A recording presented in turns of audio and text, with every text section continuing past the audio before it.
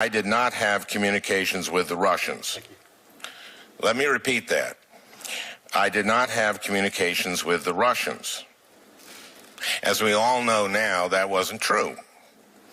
Attorney General Sessions met at least twice with the Russian ambassador in 2016, once in July, an event during the Republican National Convention, and once in September in a private meeting in his Senate office. But Attorney General Sessions did not acknowledge the fact that his testimony misrepresented the truth until the Washington Post published an article exposing his meetings with the Russian ambassador. In the 7 weeks between his appearance before this committee and the publication of that article, Attorney General Sessions had ample opportunity to come clean and correct the record, but that's not what he did. So after an embarrassing story in the Post describing undisclosed with the very same Russian official whose communications forced the president's national security advisor to resign, Attorney General Sessions hastily called a press conference and announced that he would recuse himself from overseeing any Justice Department investigation into Russian interference with the election. So, Mr. Rosenstein, now that the Attorney General has recused himself, it's your turn to answer my question, the very same question. Again, here is the question I asked then Senator Sessions, and that I would like you to answer now. If there is any evidence that anyone affiliated with the Trump campaign communicated with the Russian government in the course of this campaign, what will you do? If there is predication to believe that such a communication was in violation of federal law, Senator, I would ensure an appropriate investigation. Now, Mr. Rosenstein, do you understand that you have an ongoing obligation to update your testimony and correct any inaccuracies or mistakes that you discover after you leave the hearing today? You're making me very self-conscious, Senator, but yes, I believe I do. I'm trying to be as careful as I can. Good. I must have just taken it for granted that witnesses understood their obligation to correct inaccuracies in their testimony, but evidently that obligation was not known to Attorney General Sessions.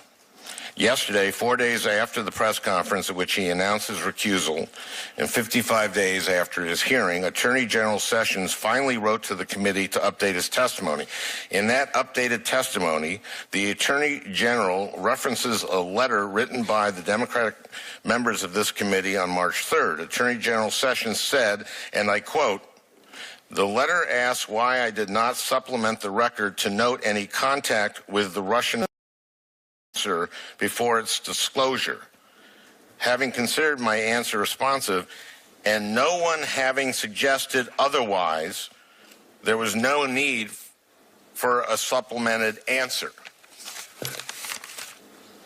So it would seem that in the Attorney General's view, unless this committee has reason to believe that a witness provided false testimony, or unless this committee suggests that a witness's answer is grossly misleading or unresponsive, that witness is relieved of his or her sworn duty to tell the truth, the whole truth, and nothing but the truth. But I don't think that's how it works. And in light of Attorney General Sessions' failure to recognize his obligation to this body, I thought it was important for me to make sure that you clearly understand this obligation.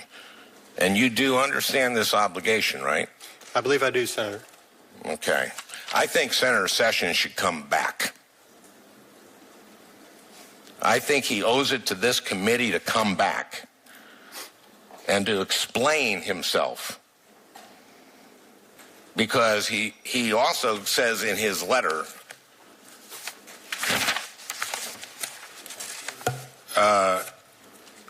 may I just... If you're making a statement to me, make it very quick. If you were asking a question, you would have time to ask. I will not. This will be very short. He says, let's see, I did not mention communications I had with the Russian ambassador over the years because the question did not ask about them. I asked him what he would do as Attorney General if it was true that members of the campaign had met with the Russians. So he says, I did not mention communications I had with the Russian ambassador over the years because the question did not ask about them. He answered a question I didn't ask.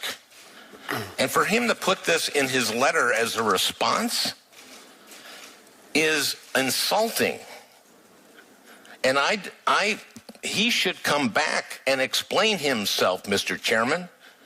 I think he owes that to us. Because this appears to me like he was, and I've bent over backward, not to say that he lied. He needs to come back. I've bent over backward. I have given him the benefit of the doubt, but he has to come back. Mr. Chairman, may I, may I just make one clarification, and I apologize, but Senator Franken's comments, I think, make it important for me to make this point. That is that I want to make sure I didn't misspeak earlier when I was asked about whether or not I would announce that an investigation was ending regarding Russia. I want to make sure you're all clear on this, that I do not know if there is an investigation. I don't know anything but what I've read in the newspapers at this point. Well, I actually find it very disturbing that you did not read the declassified report on Russia's activities during the election. I find that very, very disturbing.